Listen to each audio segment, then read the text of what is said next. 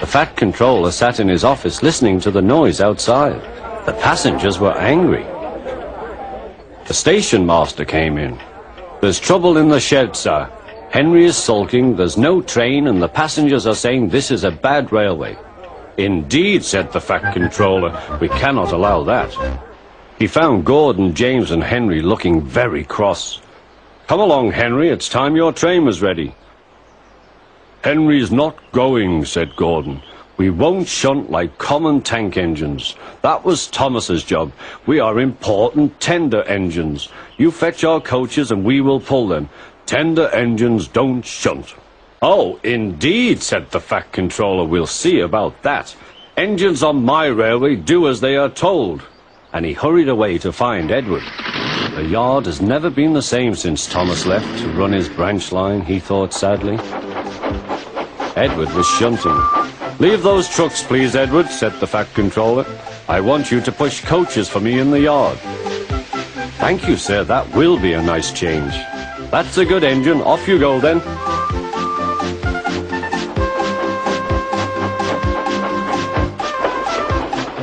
So Edward found coaches for the 3 engines, and that day the trains ran as usual.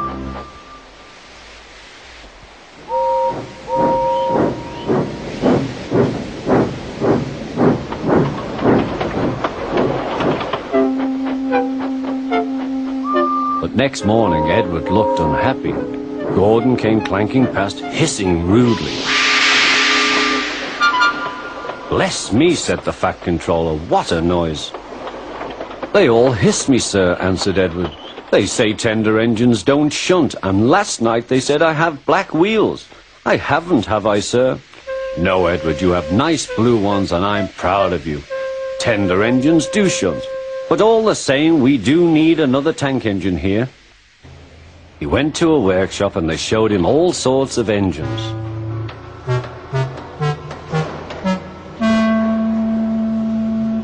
At last he saw a smart little green engine with 4 wheels. "That's the one," he thought. "If I choose you, will you work hard?" "Oh, sir, yes, sir." "That's a good engine. I'll call you Percy." "Yes, sir, thank you, sir," said Percy, and the Fat Controller brought him back to the yard. "Edward," he called, "here's Percy. Will you show him everything?" Percy soon learned what he had to do, and they had a happy afternoon.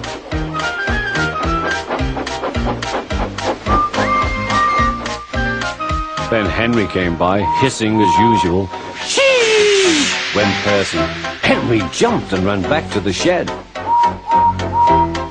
"How beautifully you wheeshed him," laughed Edward. "I can't wheesh like that." "Oh," said Percy, "that's nothing. You should hear them in the workshop. You have to wheesh loudly to make yourself heard." Next morning, Thomas arrived. "The Fat Controller sent for me. I expect he wants help," he said to Edward. "Shh, here he comes," replied Edward. "Well done, Thomas. You've been quick.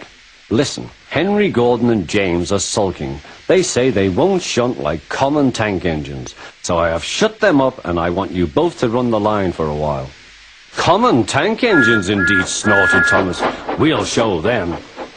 And Percy will help too." "Oh, sir, yes, sir. Please, sir," answered Percy. Edward and Thomas worked the main line, greeting each other as they passed by. Percy puffed along the branch line. Thomas was anxious about Annie and Clarabelle, but both driver and guard promised to take care of them. There were fewer trains, but the passengers didn't mind. They knew the 3 other engines were having a lesson. Gordon, James, and Henry were cold, lonely, and miserable. They wished now they hadn't been so silly.